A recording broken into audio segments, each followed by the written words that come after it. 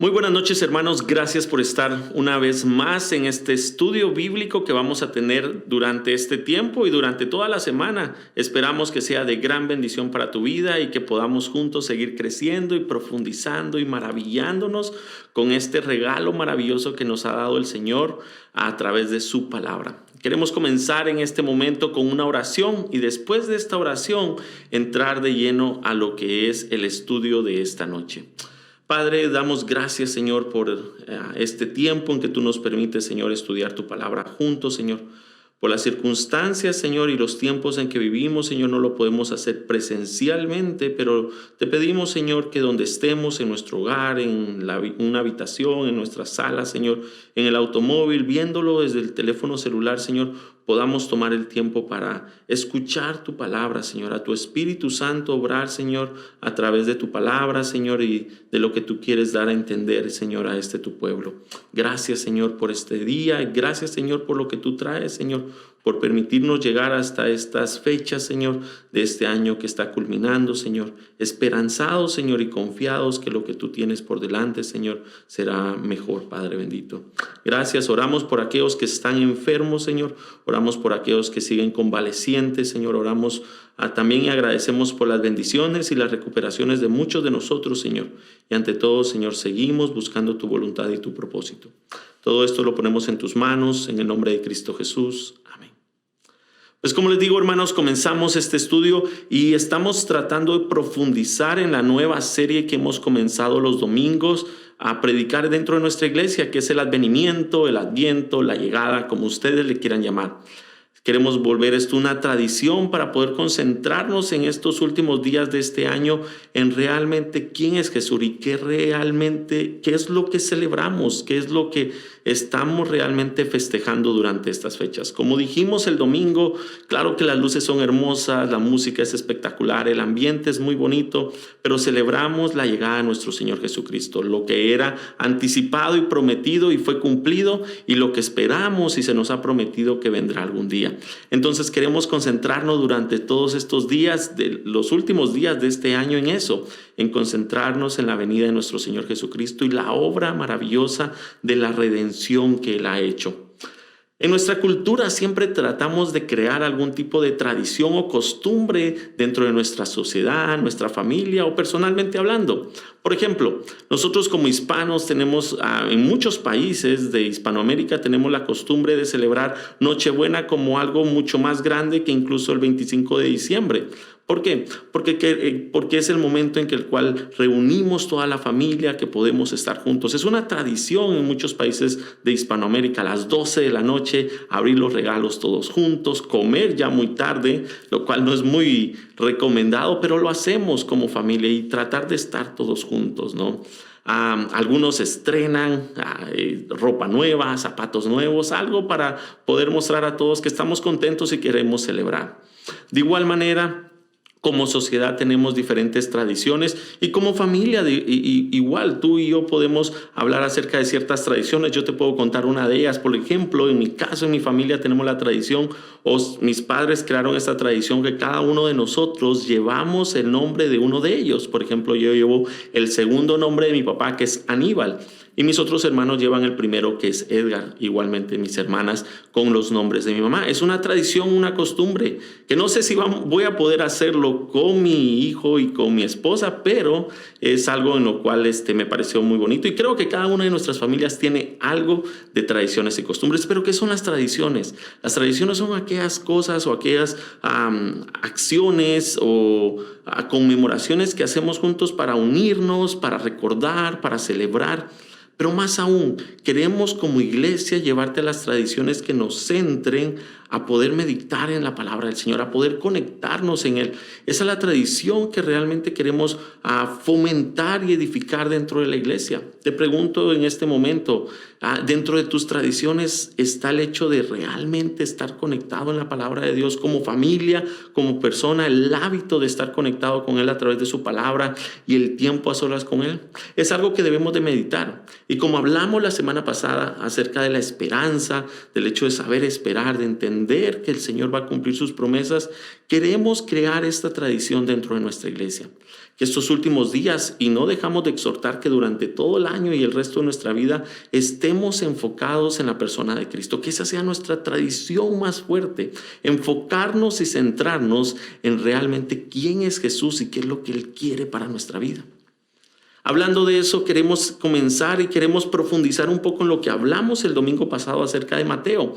Dijimos desde un principio que esta era una joya de gran valor, una joya en la cual muchas veces no lo vemos de esa manera y lo consideramos como algo un poco aburrido o un poco no muy entretenido para poder leer con otras personas. Incluso uno de los autores en los cuales tuve la oportunidad de leer decían de que Mateo capítulo 1, el cual estaremos viendo en este momento, no es como el mejor capítulo recomendado para todos aquellos que comienzan a leer la Biblia, que comienzan en este paso de la fe, porque la verdad es que está lleno de nombres, está lleno de líneas, de descendencias, en los cuales si no tenemos mucho conocimiento, nos perdemos, nos aburriremos y no entenderemos el resto de la situación.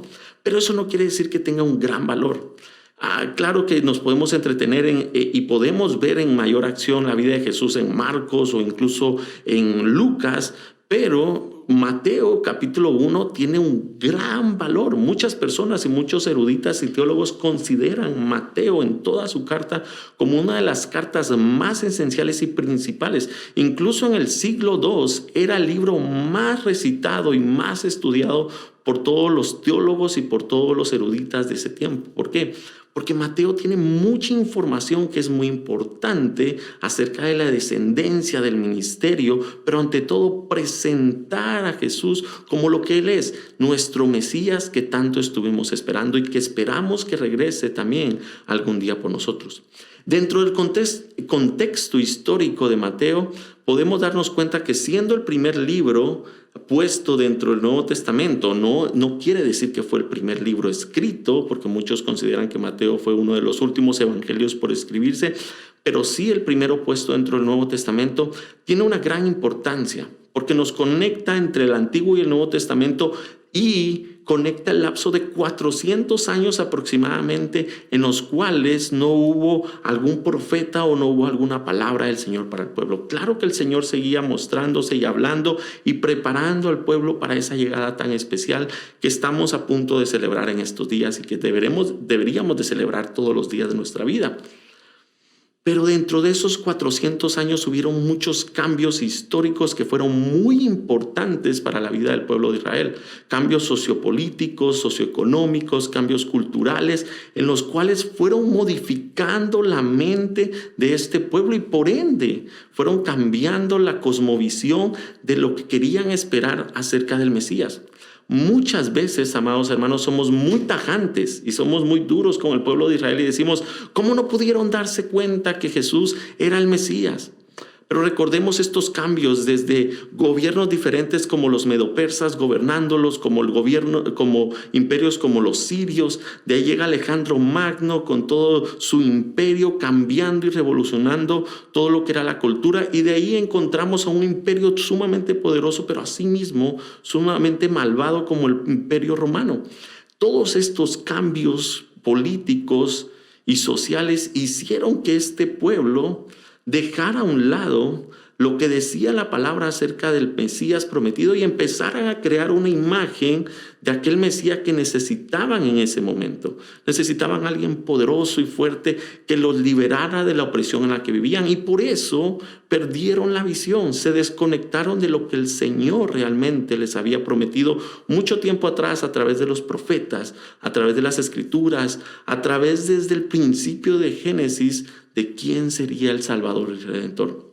Debemos de entender eso como un contexto histórico. Claro que afecta a la historia y el entorno y por eso nosotros también tenemos que tener mucho cuidado del entorno en el que vivimos, porque por eso vivimos dentro de sectas y religiones y ideas diferentes. ¿Por qué? Porque muchas veces nos desconectamos de lo que dice la palabra del Señor y empezamos a crear un Mesías o un esperado, un Salvador de acuerdo a nuestra necesidad. Pero nuestro llamado y nuestro deber es seguir conectados a la palabra del Señor y seguir firmes sabiendo que su palabra sigue siendo viva. De igual manera, debemos de entender el contexto literario de estos libros. Entendiendo que este evangelio, juntamente con los otros 3 que conforman los 4 evangelios, son muy importantes, pero cometemos un gran error, y el error es de compararlos o ponerlos en similitud. Y no nos damos cuenta que el Espíritu Santo vino y autónomamente utilizó cada uno de estos autores y cada una de estas cartas para describir diferentes vías de la vida de Jesús, pero llevándonos a un mismo patrón, a una misma carretera, a un mismo camino. Por ejemplo, déjame te digo esto rápido, espero no aburrirte, espero que puedas estar conmigo todavía. Darte 4 descripciones de los 4 evangelios, a quiénes iban destinados y cuál era su propósito principal. Primeramente, podemos hablar acerca de Mateo. Mateo está designado verazmente, lo podemos comprobar desde un principio, al pueblo judío, al pueblo hebreo. Él conocía las tradiciones y conocía a este pueblo, y él quería hablarle primeramente a este pueblo, sin dejar afuera a los gentiles, de que Jesús era el rey y el Mesías esperado. Y por eso comienza con esta genealogía, dándonos a entender que realmente él descendía de Abraham y de David, de lo que la promesa decía que vendría el Mesías. Podemos hablar de Marcos. Marcos está designado o está llevado hacia la audiencia gentil, al pueblo romano, aquellos que no pertenecían al pueblo judío, pero que de alguna manera estaban creciendo y estaban tomando y aceptando el evangelio. Por ejemplo, Marcos presenta a Jesús desde su punto de vista o desde el punto de vista como siervo, como humilde, como aquel que vino a dar su vida por todos nosotros. De ahí vemos el evangelio de Lucas, de este doctor, de este hombre sumamente pensante y educado. Y este hombre destina su escritura o su principal audiencia es al pueblo pensante, al pueblo educado, al gentil, aquel que está elevado en educación. Y por eso nos damos cuenta que él comienza hablándonos y se enfoca en Jesús como humano. Como buen doctor, él habla acerca de la anatomía y de toda la biología de nuestro Señor Jesucristo desde un punto de vista humano, dándonos a entender que Jesús realmente fue 100% humano. Y no podemos dejar afuera el evangelio de Juan. Juan, de alguna manera, se diferencia de los otros 3 evangelios que comparten muchas de sus historias, porque Juan está destinado a la audiencia creyente, aquel que ya sabe, aquel que es seguidor ya de nuestro Señor Jesucristo y quiere enfatizar desde un principio que Jesús realmente fue el Rey y el Mesías, realmente fue el servidor que tanto necesitábamos y que nos ha servido de ejemplo y transformación. Realmente fue humano, pero sobre todo Juan viene y eleva a Jesús poniéndolo divinamente. Desde un principio Juan quiere darnos a entender que Jesús es divino. Ahora, les digo, nuestro error es que muchas veces y muchos vienen y dicen, mira, aquí está el error, ninguno de ellos comparte, algunos tienen diferencias de ciudades, de fechas, de nombres. Déjenme decirles esto, mis amados hermanos, cada uno de los evangelios es como un crisol, que cada evangelio es como una piedra de diferente color, que lo que está llevando es a diferentes vías o diferentes formas de llevarnos a un mosaico maravilloso que es la vida de nuestro Señor Jesucristo. Por un ejemplo, hay un accidente, vamos a ponerlo así, y hay 4 testigos oculares de este accidente. Podemos decir que el primer testigo vio al conductor que tuvo la culpa distraído en el teléfono, pero el segundo testigo tal vez vio al conductor que fue chocado en el cual no se percató. El tercer testigo tal vez vio a los afectados afuera y el cuarto testigo tal vez estaba viendo o estaba más enfocado en los hechos después del accidente. Si nos damos cuenta, los 4 estuvieron presentes, pero fueron 4 perspectivas distintas, 4 visiones diferentes. Y es lo mismo con los evangelios. No quiere decir que se contradicen uno al otro, sino todo lo contrario. Nos llevan en diferentes vías a la misión de nuestro Señor Jesucristo. Diciendo esto y hablando un poco acerca de esto que es maravilloso, queremos entrar a Mateo, capítulo 1, versículos del 1 al 17. Y si me dan el tiempo, quiero leerlo con ustedes rápidamente y de ahí tocar uno o dos puntos que son sumamente importantes en esto, lo cual es una joya, les digo, es maravilloso. Esto tiene una información increíble. El pastor Josué y yo hemos estado hablando durante estos días y cada vez que hablamos y encontramos nueva información nos asombra y nos da a entender que los primeros 17, 18 versículos de este capítulo tiene tanta información, tanta riqueza, y eso es lo maravilloso de estos primeros capítulos. Claro, la Biblia es así. Es maravillosa, es viva y nos habla de muchas maneras.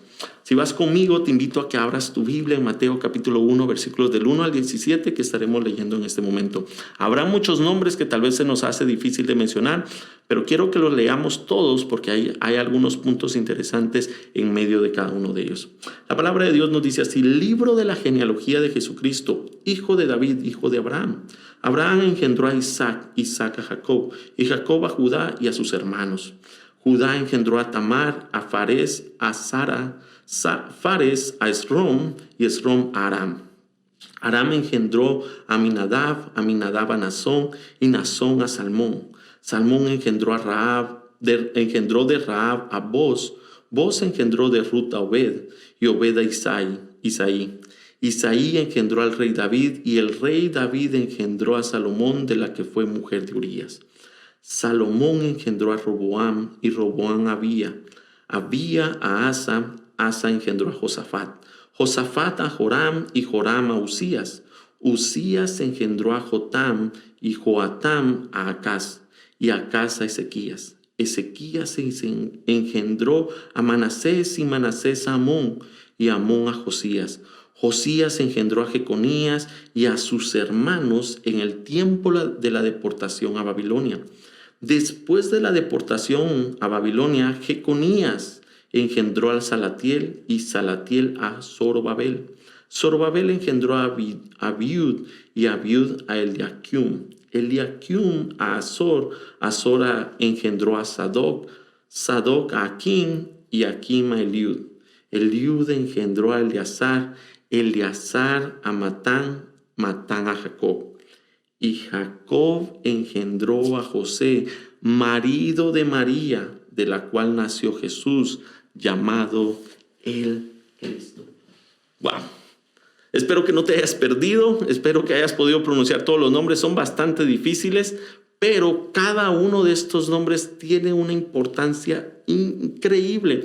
Y es que en estos 16 versículos, mis amados hermanos, está resumiendo de una manera increíble todo el Antiguo Testamento. Claro que no es a punto y detalle y no nos está dando todas las generaciones, simplemente 42 generaciones de muchas que fueron omitidas en esto, pero no fueron omitidas por una casualidad. Simplemente Mateo lo que nos quiere dar a entender es que hay un patrón que podemos seguir.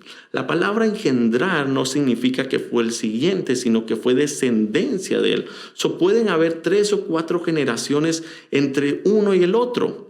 Pero al final del día lo que nos quiere revelar Mateo no es una información exacta, sino es una información verídica, dándonos a entender que hay conexiones hasta el punto de nuestro Señor Jesucristo. Si nos damos cuenta, y no es ninguna gran ciencia, el mismo autor nos lo dice, estos grupos los divide en tres divisiones muy importantes. Por ejemplo, empieza desde Abraham hasta el rey David, que es la primera división, que lo vemos en los versículos 1 al 6. Son 14 generaciones y les digo, hay muchas más que podemos ver en el Antiguo Testamento.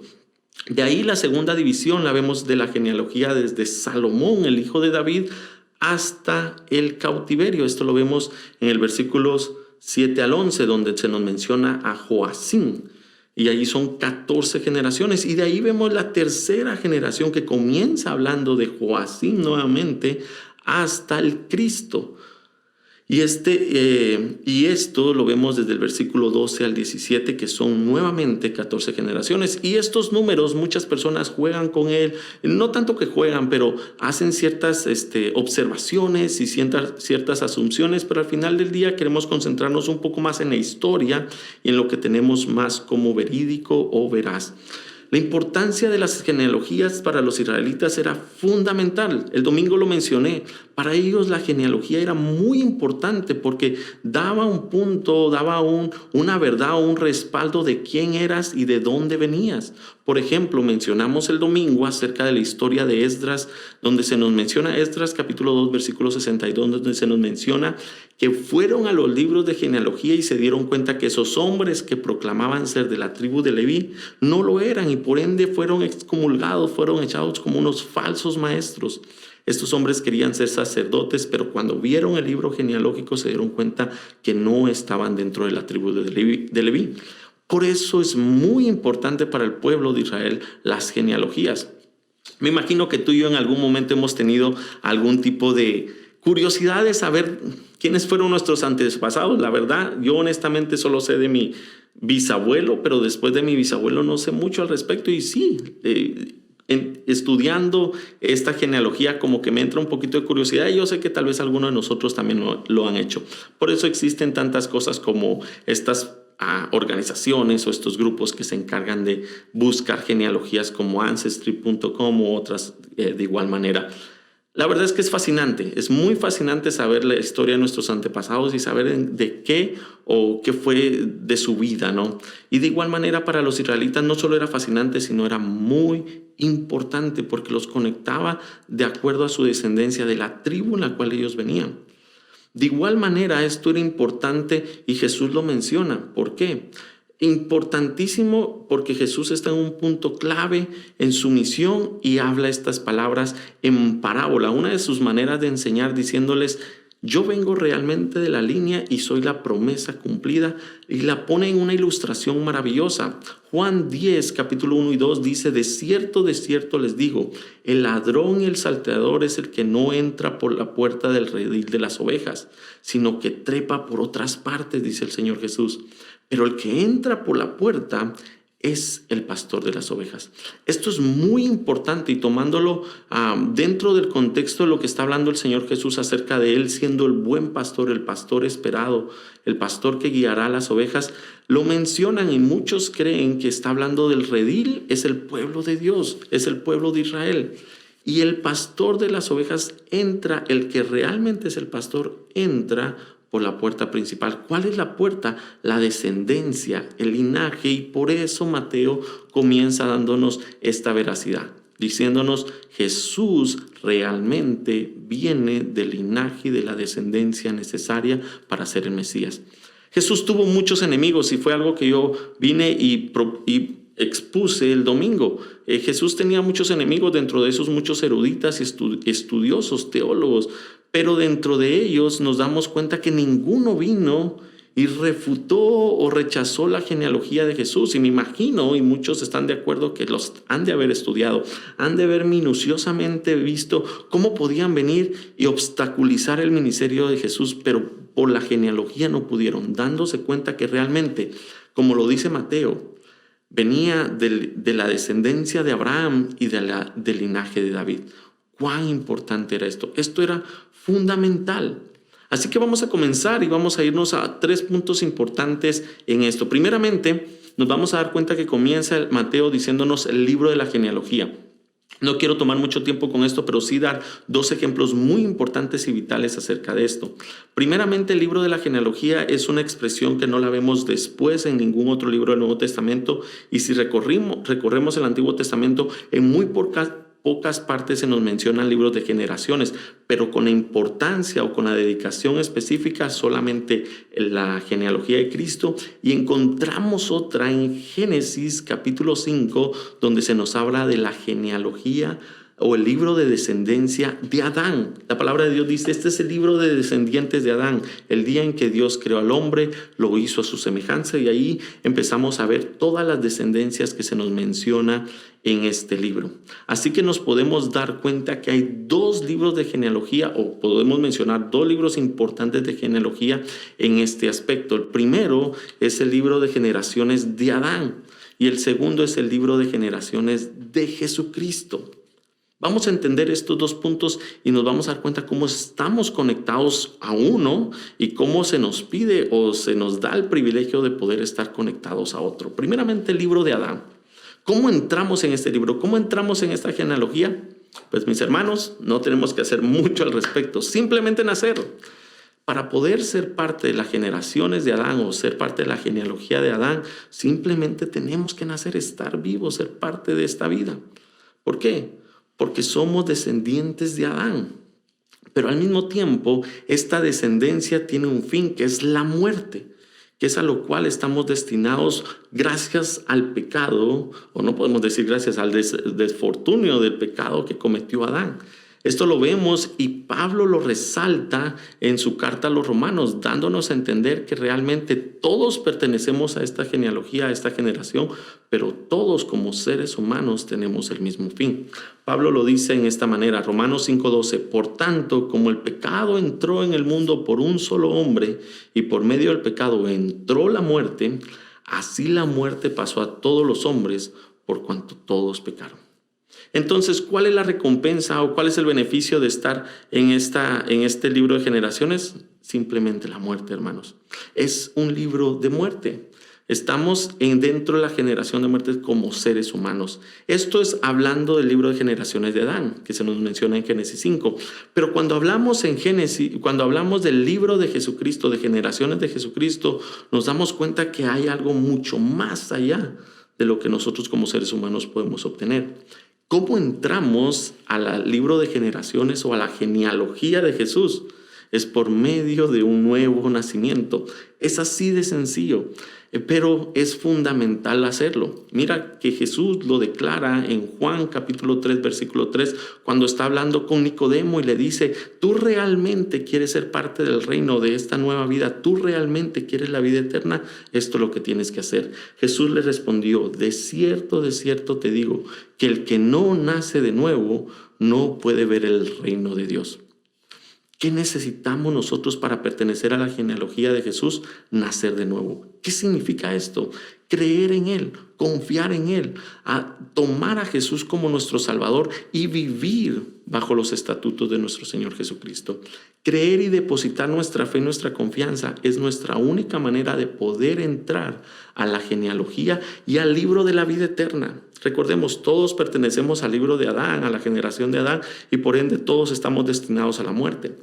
Pero Jesucristo vino a darnos otra opción, otra oportunidad, otra redención, al decirnos, ustedes pueden pertenecer a una generación diferente, a una nueva genealogía, la cual no muere bajo este cuerpo, sino tiene vida eterna en la presencia de nuestro Dios.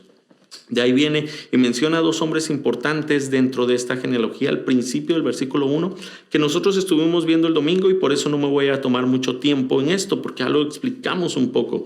Dice el hijo de David e hijo de Abraham. Dice primeramente pone a Jesús como el hijo de David como este título, ¿no? Lo menciona muchas veces. Mateo es el evangelio donde más menciona este título mesiánico de Jesús, hijo de David. Porque coloca a Jesús en el trono, bajo el linaje del rey al cual Dios le había prometido que vendría el Salvador, el rey, el Mesías, aquel que gobernaría sobre los pueblos. Esta promesa se la hace Dios cuando Dios hace un pacto con David en 2 Samuel 7, del 12 al 16. Versículos 12 y 13 dice, cuando te llegue el momento de ir a descansar con tus padres, Dios hablándole a David, yo elegiré a uno de tus propios hijos y afirmaré su reinado. Será él quien me edifique un templo y afirmaré su trono para siempre. No está hablando de Salomón, ni de Natán, ni de sus descendientes que vienen después de ellos, sino está hablando precisamente de nuestro Señor Jesucristo, del Mesías esperado, el cual edificará un templo, el cual edificará un reino y su reinado será para siempre. Muy importante comprender esto. Esa es la importancia por la cual viene Mateo y lo menciona como el hijo de David. Pero de igual manera dice que es el hijo de Abraham. Lo coloca ahora como en la nación en la cual Dios prometió que vendría el Salvador. Hijo de David, del linaje, de lo real, de la pureza, pero hijo de David, de la nación, del pueblo del cual tenía que nacer. Esta promesa se la hace Dios a Abraham en Génesis capítulo 22, versículo 18, donde dice, en tu simiente serán bendecidas todas las naciones de la tierra, por cuanto atendiste a mi voz. Veamos que habla de una manera singular al principio, en tu simiente. Aunque Dios le había prometido a Abraham que sería el padre de muchas generaciones y de muchas naciones, que sería el padre de las generaciones, en tu simiente, en una persona, Dios vendría y traería la redención a todas las naciones. Nos damos cuenta aquí también que no está hablando simplemente al pueblo judío, al pueblo hebreo, al pueblo escogido, sino está hablando a todas las naciones. De igual manera, Pablo lo afirma, lo confirma estas palabras en su carta a Gálatas 3:16, donde dice: ahora bien, las promesas fueron hechas a Abraham y a su simiente. Recordemos quién es la simiente.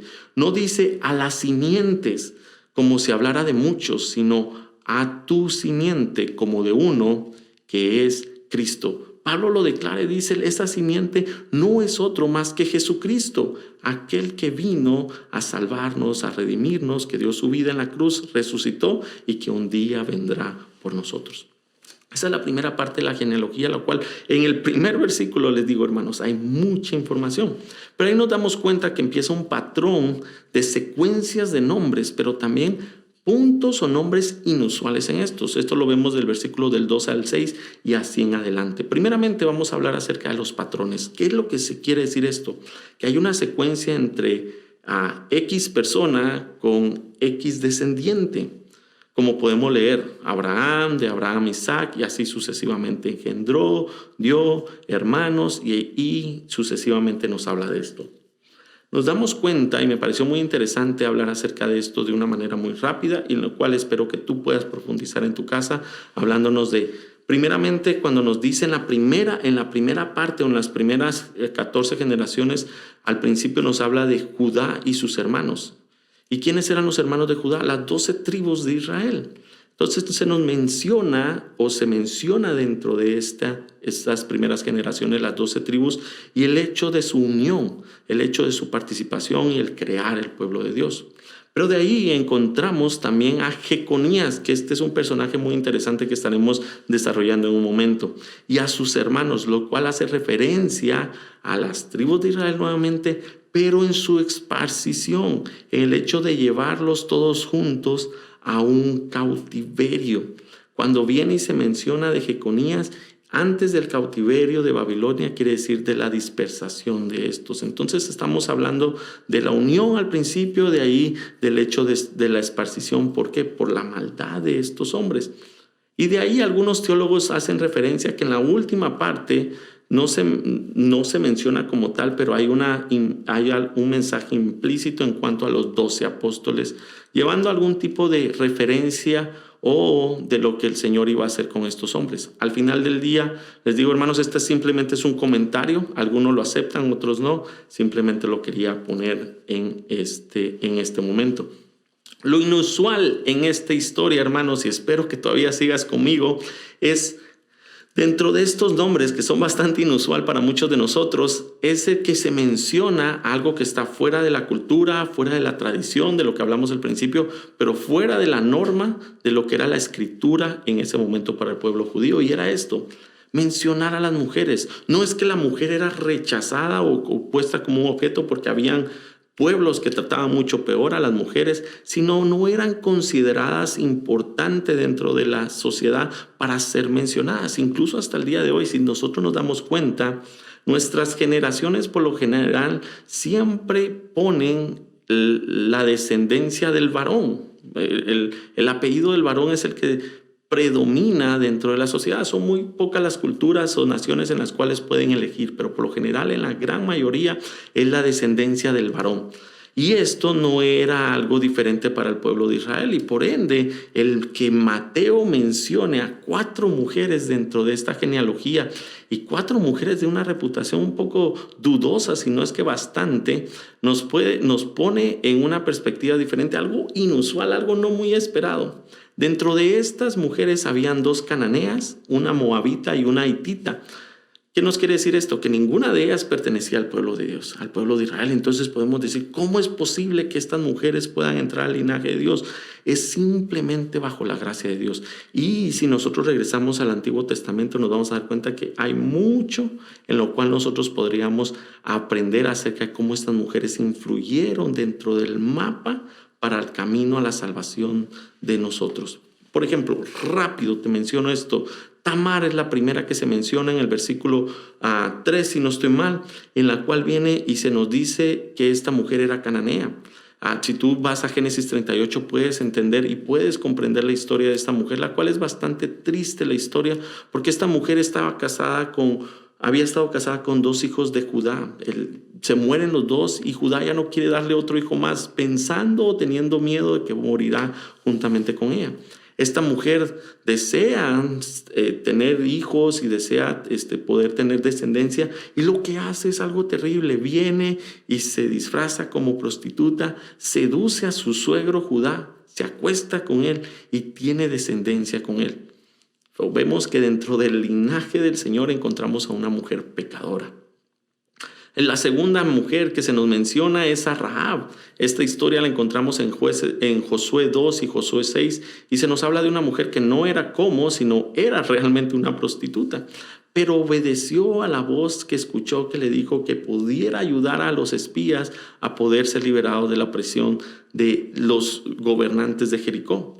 Esta mujer, después de venir y obedecer esto, tiene un encuentro personal, un cambio radical al conocer al Dios de Israel, y cambia su vida para siempre, trayendo salvación para ella y para su familia. Es tanta su impacto o su fe en el Señor que incluso Hebreos, este libro que menciona y resalta a Jesús en todos sus aspectos, la menciona dentro de este salón de la fe, en la cual versículo 31 de Hebreos 11 nos dice: por la fe, la ramera Rahab no murió junto con los desobedientes, pues había recibido en paz a los espías.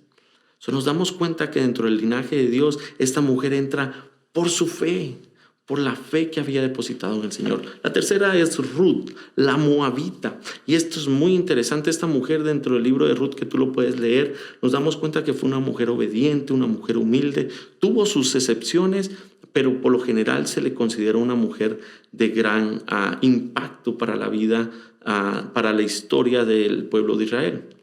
Pero estaba excluida no por lo que ella había hecho, sino por la descendencia, por el pueblo en el cual ella pertenecía, es ser moabita. De Deuteronomio 3:23 nos dice que estos pueblos, los moabitas y los amovitas, no podían ser parte o no podían mezclarse con el pueblo del Señor, no podían ser parte de la ley del Señor ni de la gracia de Él. La maldición de Moab y de Lot es esta hija primogénita de Lot, al momento de salir y ser rescatada, viene y hace incesto con su padre, lo emborracha y hace incesto, y de la generación o de lo que ella engendra, viene y salen los moabitas, que son una generación o un pueblo maldito o rechazado por el Señor por el pecado por el cual habían entrado. Entonces esta mujer prácticamente por sus antepasados no podía entrar en la gracia de Dios, pero viene y encuentra un hombre llamado Boaz, el cual viene y encuentra gracia delante de ella. Delante de los ojos de este hombre encuentra gracia en Ruth, y la adopta y se casa con ella y la hace parte del pueblo del Señor. De igual manera nosotros nos podemos familiarizar y decir: ¿qué es lo que el Señor ha visto en mí? ¿Qué gracia ha visto en mí? Pues su gracia es infinita y sumamente grande, y podemos estar agradecidos que nos toma y nos pone dentro de su reino. Por último, la mujer de Urías, quien es Betsabé. Su historia la encontramos en 2 Samuel capítulo 11, y no es mencionada por nombre porque ella no fue la que comenzó o la que dio pie al pecado, sino fue el rey David, y por ende él fue el que tuvo que pagar las consecuencias del pecado. Pero fue introducida a la genealogía de Jesús por el hecho de que el Señor no rechaza a sus hijos incluso cuando han pecado. Él quiere que nos confesemos y que nos acerquemos a Él para Él volvernos a redimir y a rescatar. Así es como vemos la historia de la salvación en esta genealogía. Pero no podemos dejar afuera a Jeconías. Jeconías es un personaje muy interesante. Versículos 10 y 11 nos dice que Josías engendró a Jeconías y a sus hermanos durante la deportación de Babilonia. Este personaje merece una atención muy especial, y déjame decirte por qué. Porque muchas veces nos enfocamos solo en estas mujeres, pero dentro de los nombres de los hombres también hay reyes malvados, hay reyes que fueron muy buenos, reyes que fueron obedientes, pero también otros que no fueron tan agradables. Y dentro de estos está este hombre que hace una división muy importante en la línea de David, en el linaje de David. Si nos damos cuenta, este hombre, por su maldad, Dios mismo lo maldice, lo rechaza y dice que ninguno de sus descendientes podrá sentarse nuevamente en su trono. Jeremías 22:4 dice así: Conías, que es Joconías, Jeconías, hijo de Joacín y rey de Judá, yo te juro, dice Jehová, que voy a deshacerme de ti, aun cuando seas como un anillo en mi diestra. Palabra del Señor. Y de ahí, si vamos al versículo 30, dice: así ha dicho el Señor, pongan por escrito que este nombre se quedó sin hijos y que nada próspero le espera por el resto de su vida, porque ninguno de sus hijos llegará a ocupar el trono de David ni reinará sobre Judá. Es interesante porque primeramente el Señor le quita el nombre como era, el Jeconías a Conías, porque el G significaba o daba alusión a Jehová. Y el Señor estaba tan disgustado con este hombre que incluso hace el cambio de su nombre, pero no solamente eso, lo destituye, lo destierra como rey, no solamente a él, sino a toda su descendencia. Muy importante. ¿Por qué? Porque al final, hermanos, y para concluir, nos damos cuenta que José, el padre legal o el esposo de María, viene de la línea de Jeconías. Versículo 16 dice que José, y si usted lo leen, dice: y Jacob engendró a José, marido de María, de la cual nació Jesús llamado el Cristo. Ahora, esto es fundamental, déjame decirte por qué. Porque primeramente José es mencionado como el esposo de María. Por lo general siempre se menciona, o si ustedes se dan cuenta, se menciona a que la mujer era la esposa de alguien. Eso me recordó una historia que vivimos hace un par de tiempo, mi esposa y yo y algunos hermanos de la iglesia, que estuvimos haciendo un par de llamadas y mi esposa viene y llama a esta pareja, le dice: hola, soy Alejandra, quiero hablar con usted, ¿podría hablar con usted? Y le dice: Alejandra, ¿quién es usted? Le dice: pues mi esposo es Osman. Usted es la esposa del pastor. Y nos empezamos a reír porque la verdad es que muchas personas vienen y hacen conexión por nuestro cónyuge o por alguien que es cercano a nosotros. De igual manera, en las genealogías, por lo general la conexión era del esposo. El esposo era el principal y la mujer era como la esposa de. Pero en este caso, Mateo hace todo lo inverso y dice: José, el esposo de María. Y aquí lo que está haciendo Mateo es está dando elevación a que María es la línea en la cual realmente nuestro Señor Jesucristo tendría que venir. No era por José. Entonces a José se le da el título como padre de Jesús, simplemente legal. Es como el padre adoptivo. José, sabiendo que Jesús no es su hijo, lo adopta como padre legal para que éste sea presentado ante las autoridades y ante la sociedad bajo un nombre legal, pero sabiendo que por sangre y por ser concebido había sido a través del Espíritu Santo en María, no en José. Esto de alguna manera viene y proclama o hace veraz la proclamación o la venida de Jesús. ¿Por qué? Porque Jesús no viene de la línea de José, o sea, no viene de Jeconías. Recordemos lo que acabamos de decir: Jeconías es desterrado y Dios dice: nadie de tus descendientes será sentado en tu trono. Entonces José viene de esta línea, viene de David, Salomón, y de Salomón viene descendiendo hasta que llega Jeconías, y de Jeconías el Señor dice: nadie podrá venir de este trono. Entonces, por ende, Jesús no podía venir de este hombre llamado José, pero sí podía venir de María, quien era igualmente descendiente de la línea de David, de la familia de David, pero bajo su hijo Natán, no Salomón, y por ende de este linaje podía salir el rey Jesús. Y esto nos damos cuenta que lo viene y lo especifica o lo da más en alusión el Evangelio de Lucas. Mis hermanos, como les digo, al final hace una comparación de números, 14 generaciones entre 3 grupos, en los cuales les digo, hay muchas teorías y no quiero abrumarlos con esto, sino que simplemente entendamos que el concepto base de todo esto es que Jesús realmente es la promesa cumplida. Y Mateo quiere especificar eso desde un principio. Durante esta semana, hermanos, tomemos el tiempo para analizar estos versículos, para poder escudriñar un poco esta historia, pero ante todo para entender en nuestro corazón y en nuestra mente y escudriñarlo y poder meditarlo con nuestra familia que Jesús realmente es el Hijo de Dios, el Mesías prometido, el que se cumplió, el que realmente murió en la cruz, resucitó y que un día vendrá nuevamente por nosotros. Gracias por estar conmigo durante este tiempo. Que Dios te bendiga grandemente y espero que la próxima semana podamos seguir indagando en estos estudios del advenimiento. Gracias, mis hermanos. Que Dios te bendiga.